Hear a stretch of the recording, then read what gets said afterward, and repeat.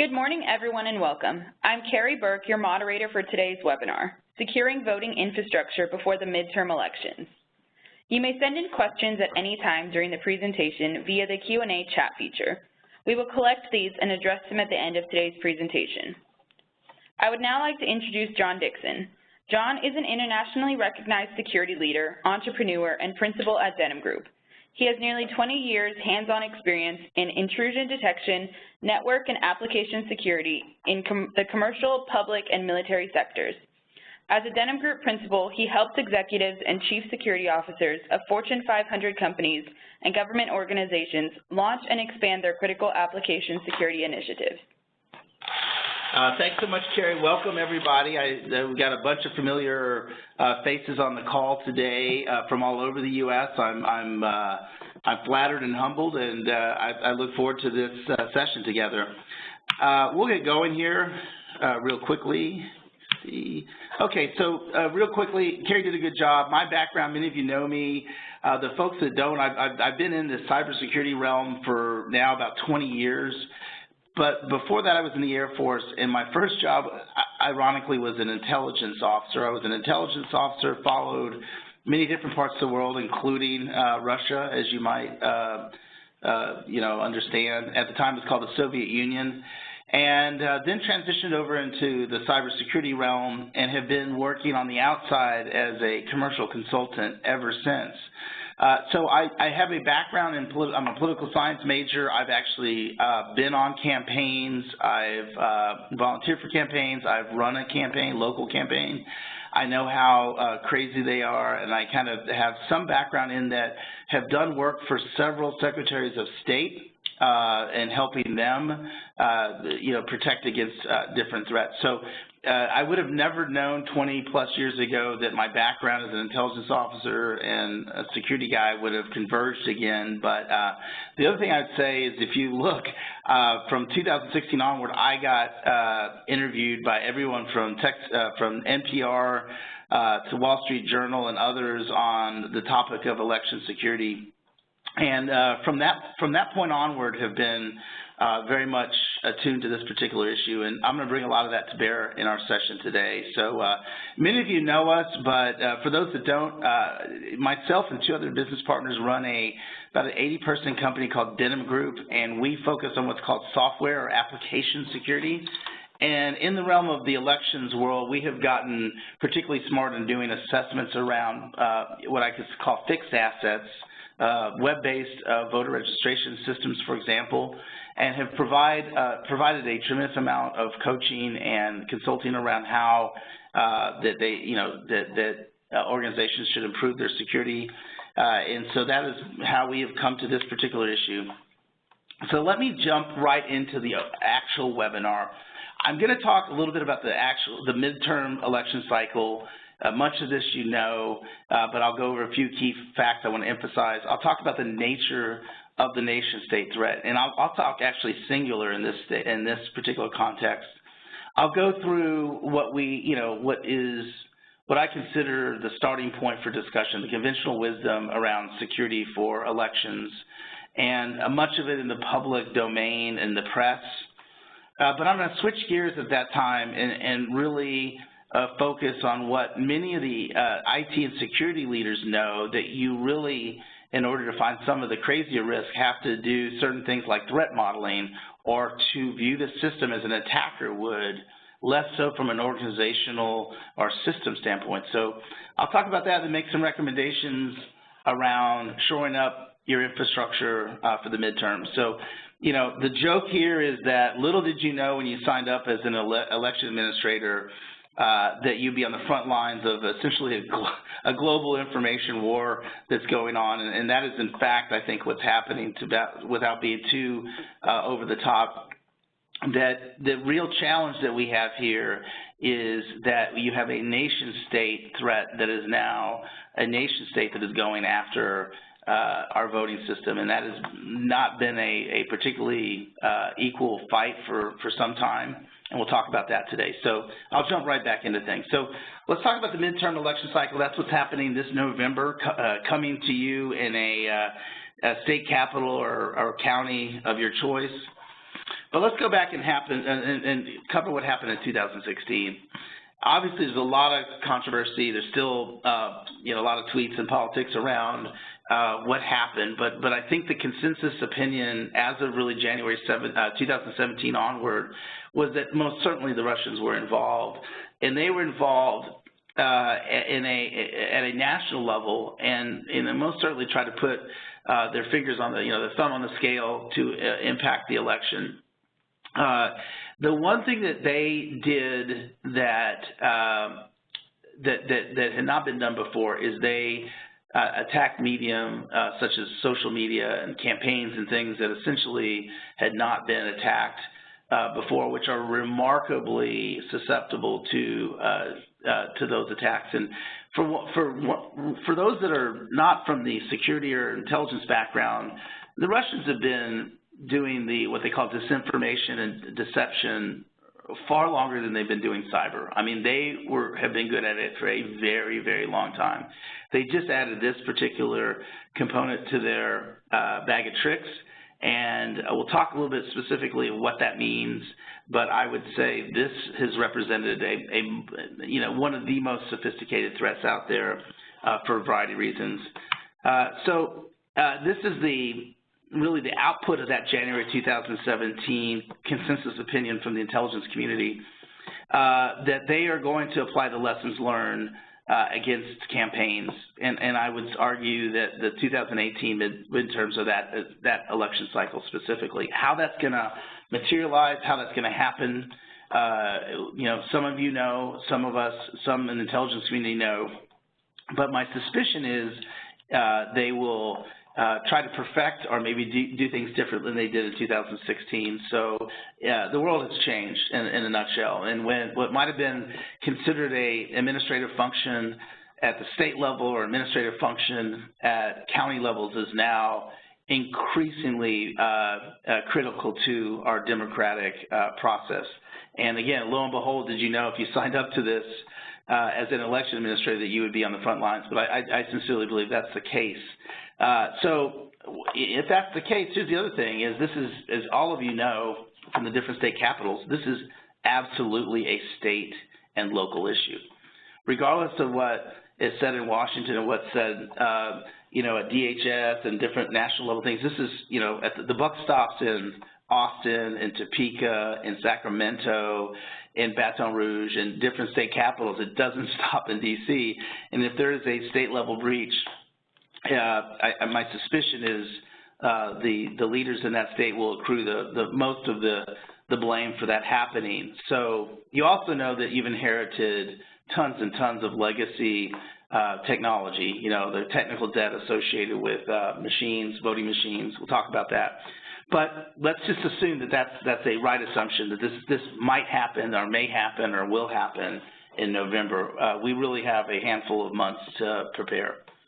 So in acknowledgement of that, for I think everybody in the call, regardless if you're a technologist or if you're a political appointee or a professional election administrator, are aware of the $380 million that was approved and signed off by the President as part of the U.S. federal government omnibus budget about a month ago. And those monies are being dispersed to state capitals, to secretaries of state. And I think collectively everybody's trying to figure out what you do with that, one-time fund given the circumstances. And again, I do think that the attack strategies, the techniques that the Russians started to unveil in 2016 are really the 2018 midterms will be the run-up and the tweaking for the 2020 presidential elections, where the stakes are even higher. For those that know or don't know, the at stake are 35 Senate seats, all House seats every 2 years, election cycles, and 36 governor's offices. So all of y'all are going to be busy this fall. And acknowledging that, DHS has come out and they, about a year ago, designated the voting infrastructure as part of the U.S. critical infrastructure, which is great. Ultimately they provided, a variety of resources. They are building partnerships. They're getting to know all of y'all. They're sharing information, and they're making available their tools and some of their techniques and knowledge. But ultimately, still the buck stops with the Secretaries of State. So they're aiding and helping and assisting. Those are all passive words. I would say that if you're Secretary of State, that has not lessened your responsibility whatsoever. So I suspect all of y'all know that. So the interesting thing is when they deemed the election infrastructure critical infrastructure in a very kind of formalized way, they said, here's what election infrastructure is. And they, there's some obvious things: voter registration databases and associated IT systems, blah, blah, blah, and voting systems and associated infrastructure. In an attempt to kind of define what it is versus what it is not, I think this was actually a pretty positive step. But again, think from the view of the attacker. Think from the view they're not constrained by what DHS says or what any policies are promulgated from a state capital or D.C. I'll just point really quickly to the very recent target breach, or somewhat recent target breach. And I suspect every security person on the call knows that they entered Target via Target's HVAC or air conditioning and heating vendor. I mean, so they didn't go directly at the point of sale or credit card databases. They went in through an adjacent property, a partner who certainly was outside of the payment card infrastructure that they had. So, like, right off the bat, I'd just like to emphasize that, again, if you're an attacker, you're not constrained by anything, to be quite honest. And the first thing they're going to do is to research, who's connected to the critical infrastructure. And I'll talk about some other examples about that. So right off the bat, the associated infrastructure is very broad and likely an avenue of approach for an attacker. What DHS also did is they defined what election infrastructure is not.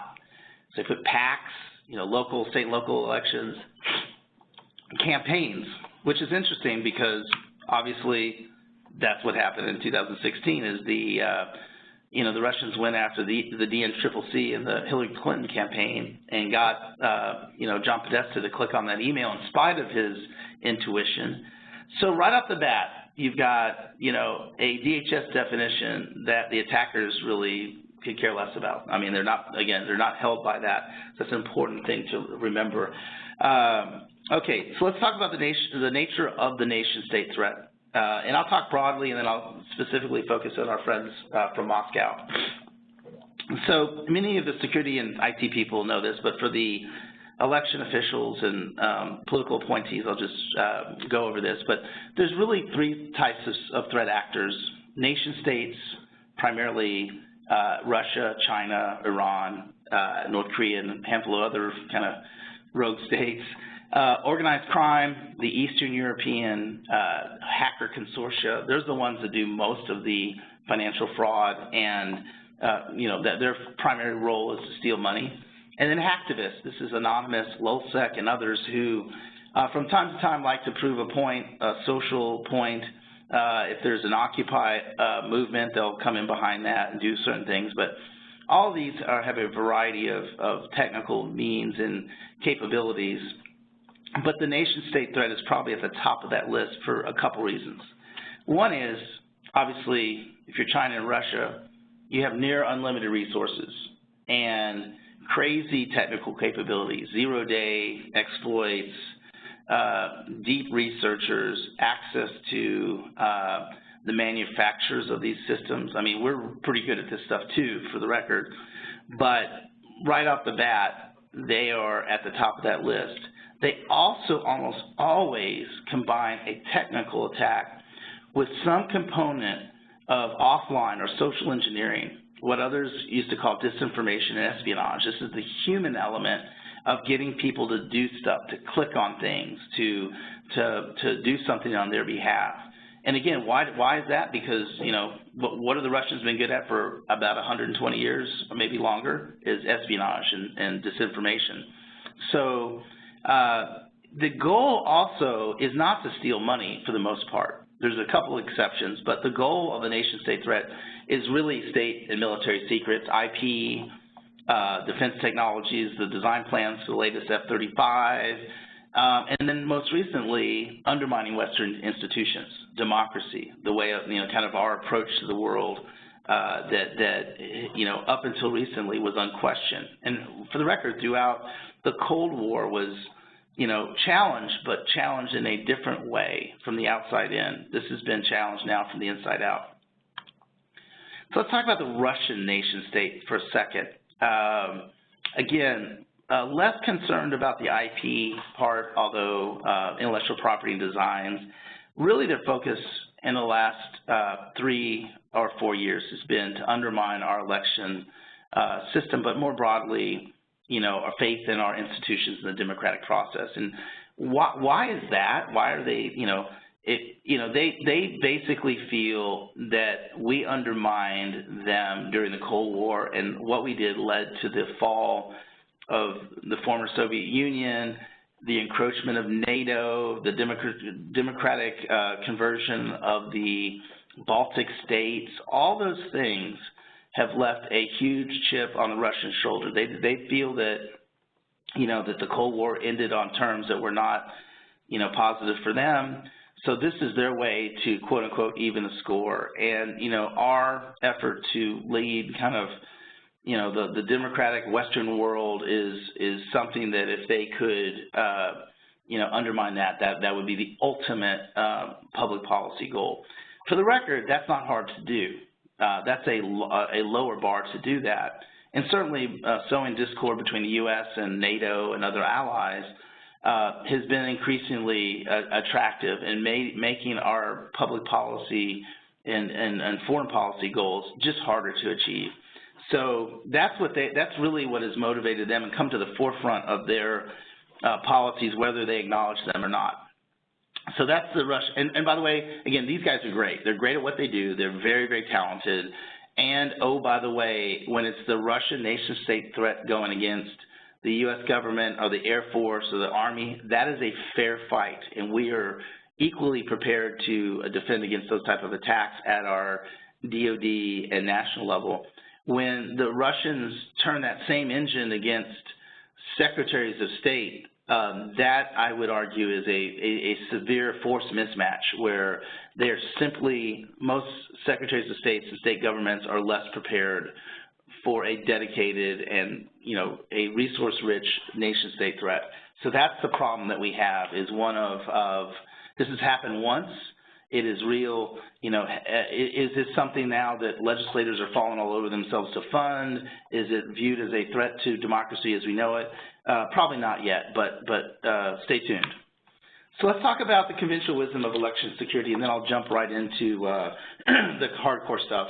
And again, at any time, if you want to ask questions, just chirp into the chat. I'll try to do 2 things at once and stop and read your question, but I've already got some questions that are lined up for the end, and if you're shy, don't want to do that, that's okay too. So conventional wisdom of election security, and if you read the popular press and you follow news media, there is a bit of a misnomer from Joe Q. Citizen that election security really is about voting machine security. And there's a variety of reasons why that's the case, mostly because people, I would argue, have voted. They've walked into a election booth. They've done it. They understand that whole process. It's physical. They've touched it. What they haven't seen is less obvious are the voting systems behind that. Obviously, the registration systems, the vote calculation and reporting systems, those are all behind the scenes. So that is a bit of a misnomer. And that really came to the forefront last year during DEF CON, and many of you are familiar with this, but some of the local, I'd say they call them researchers, but you can call, in the vernacular, the term hacker is thrown about. Within, I think, 2 hours, we're able to break into and own at least 6 voting machines, which made for great media stories and great news stories, but as everyone knows in the election world, the likelihood that a couple guys with hoodies walking in to a polling place and being able to try to fumble around with the USB keys for 2 hours without getting detected is probably a remote remote attack. The likelihood that people would put themselves in harm's way to go after voting machines is just really a less attractive attack. The other thing is, in a weird way, we have a defense, and most of you know this because of the heterogeneous nature of all the different voting machines. The endpoints are vastly different, and many of them are so antiquated that they're not connected. And in a weird way, it creates a defense for us, very similar to how during the Cold War, the Soviet Union had so many outdated electronics. They're all tube electronics that they were less susceptible to many of our attacks while we had solid state. Well, this legacy infrastructure that we have, which represents billions and billions of local spend for hardware, in a weird way has created an unattractive, kind of attack scenario. So if you're thinking like an attacker, we'll talk about threat modeling for a second, and you're going to figure out how you can prosecute an attack, get the biggest amount of bang for your buck, get the biggest amount of information without getting detected, without putting yourself in harm's way, and while maintaining the ability to do it over and over and over again. So, like I said, having somebody go to a voting site is just, even if you were sophisticated enough to hire mules to do that in the field, that would be a hard one to pull off when there's, quite candidly, more attractive and centralized or aggregated assets. So let's talk about threat modeling for a second. This is the way that DHS views kind of the election system, right, from a organizational standpoint. Protection activities, election day activities, post-election activities, reporting, counting, election night reporting, and all the different ways that this can happen. That's fantastic. That is an organizational view of the world, and what we are recommending is that, particularly at the state level, you essentially put that aside and say, great, we understand that.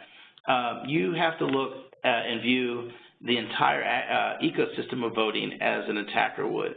And so what you end up doing, I'll give an example, you end up essentially doing a disciplined and structured approach to analyzing the system from the, to identify, measure, and address these risks. You look at it, you're essentially looking at where information enters the system, how information leaves it, and where it's stored, and at what level of protection do you have when it's stored. And you start in a very high level on a whiteboard, start to write, like, here's where the information comes in, here's where it resides, here's how we protect it. And what you're trying to do, essentially, is to capture unknown areas of risk that come out in that discussion. And you're trying to figure out where's the impact of an attack that could happen, and what the likelihood or possibility of the attack is given your systems, and then the ease of exploit. And let me give you a great example.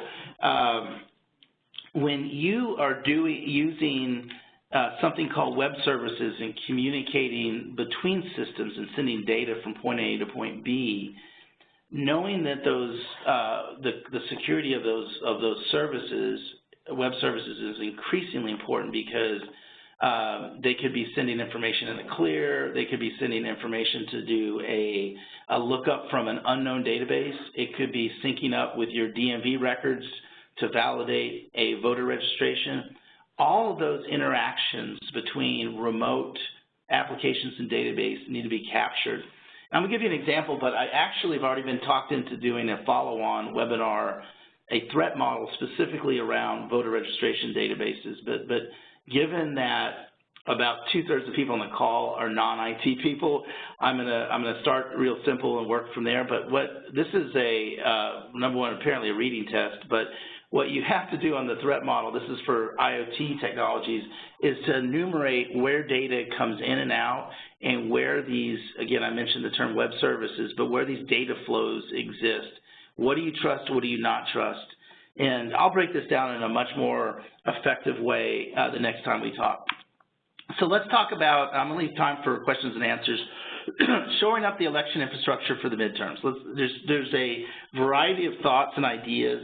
The interesting thing is that you've got a time limit, right? I mean, it's rare that if you're a retail company or bank that you have a actual hard date that you have to do these things by, but in this instance, you have an election coming up.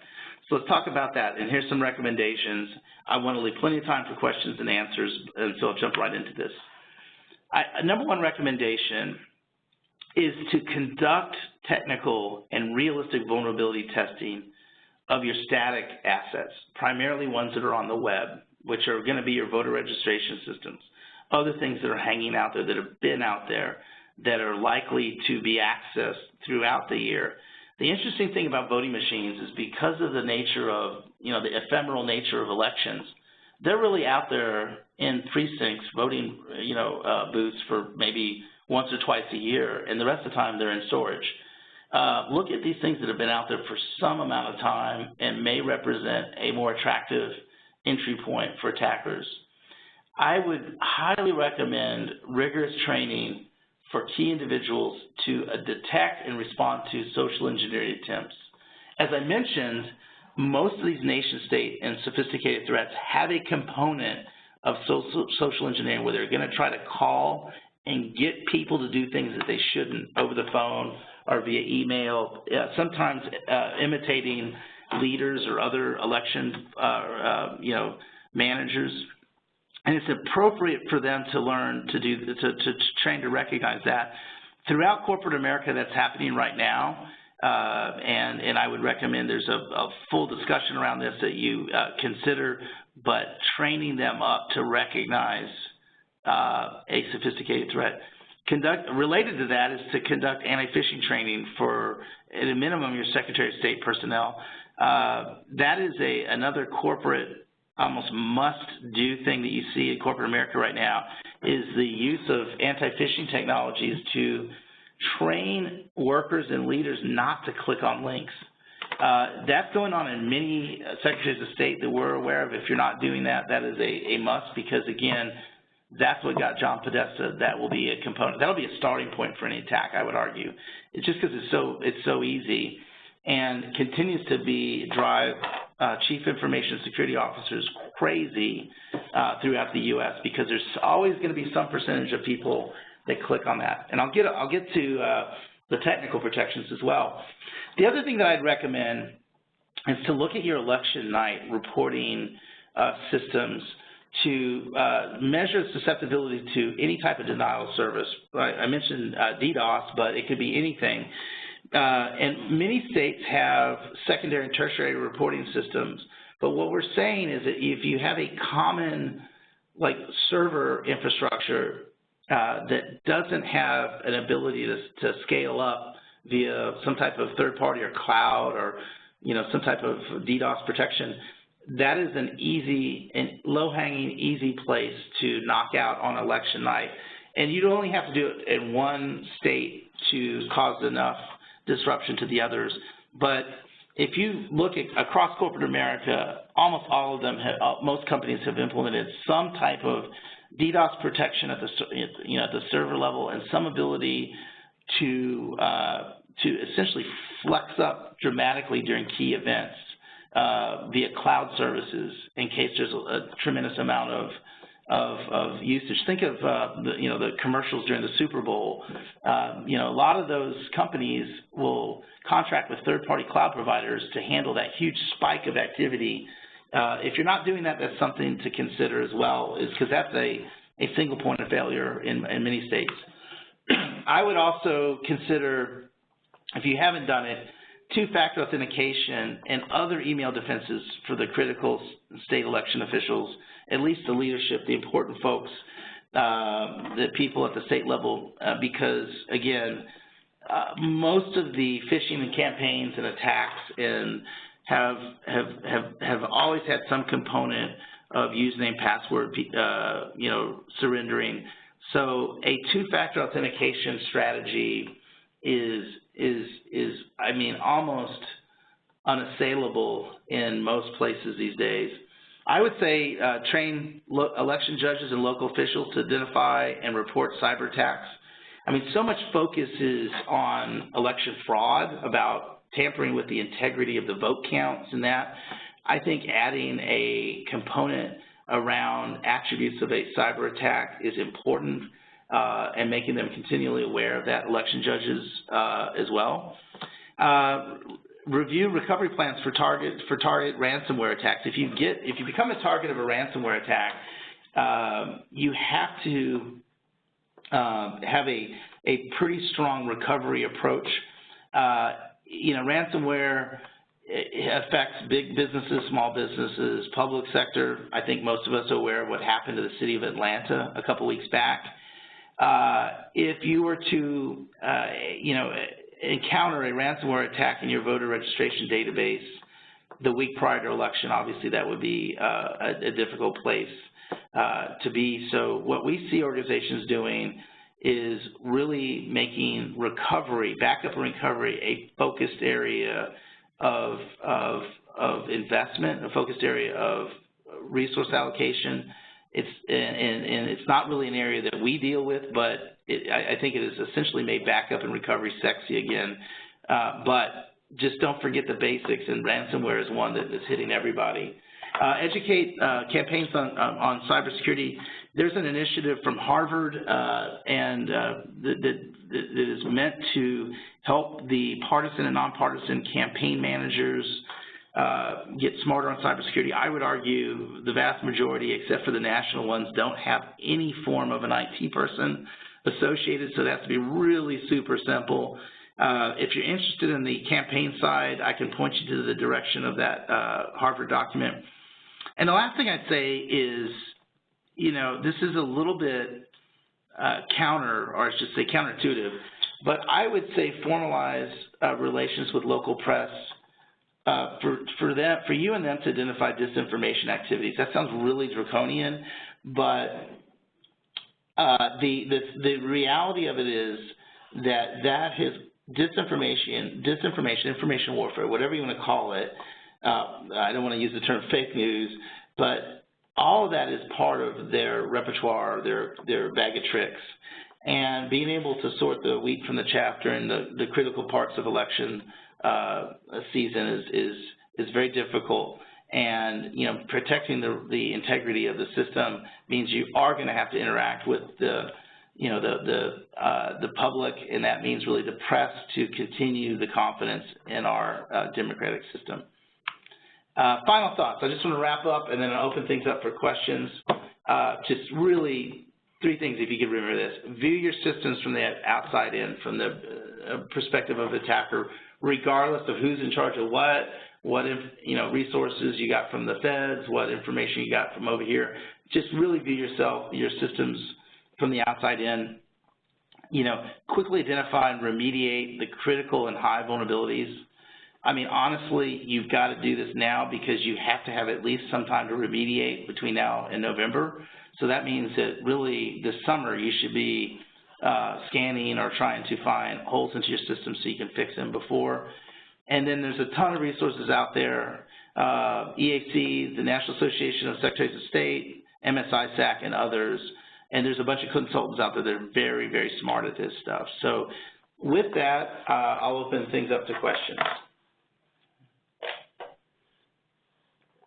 Okay, first question that came in, how is protecting an election different than just protecting a normal company or organization?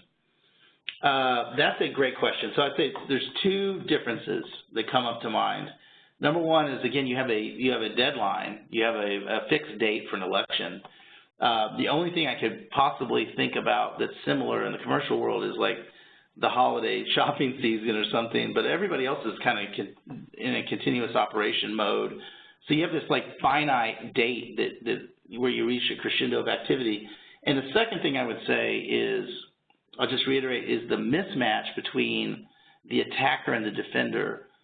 That is most worrisome when you have a nation-state threat that is essentially trained its sights on a smaller state, Secretary of State, if they wanted to.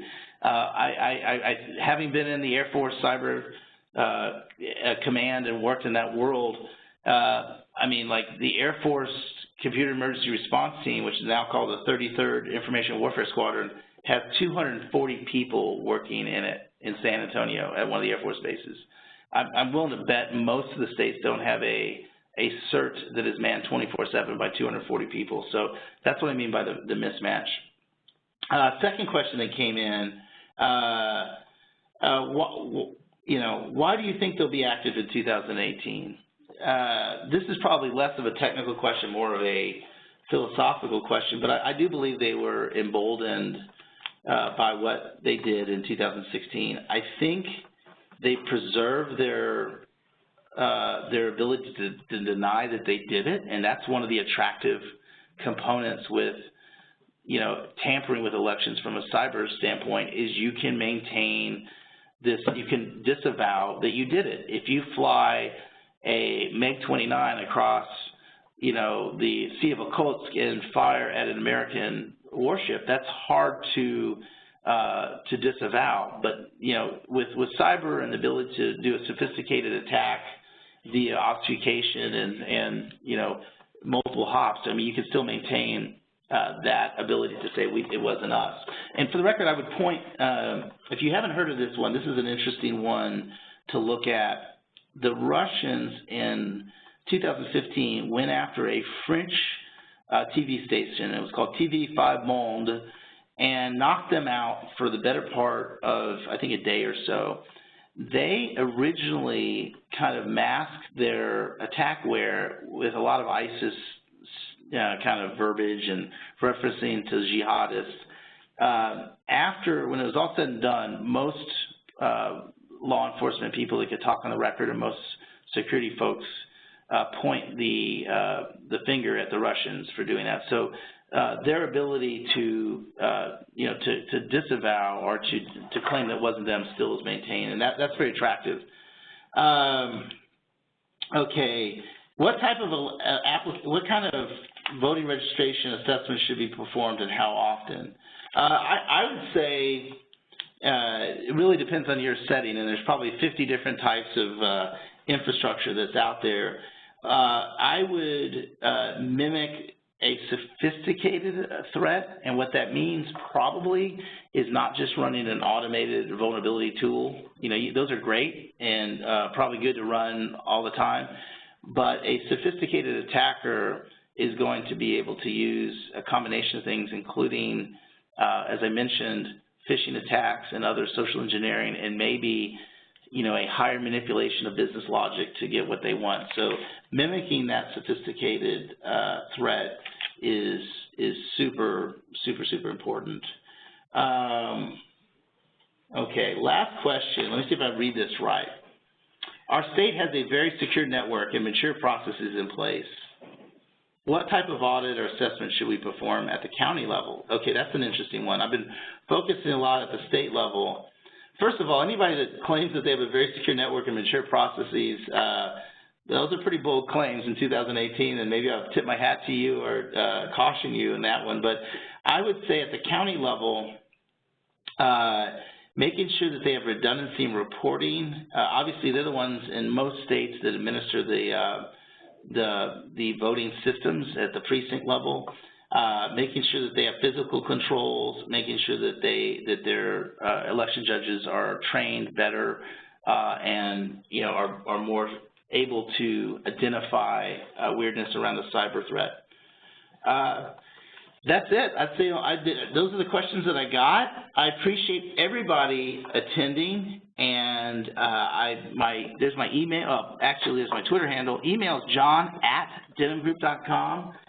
And if you want any of the references I mentioned, that Harvard study, or you had further questions, please reach out to me. I really appreciate it, and I look forward to talking more about this issue.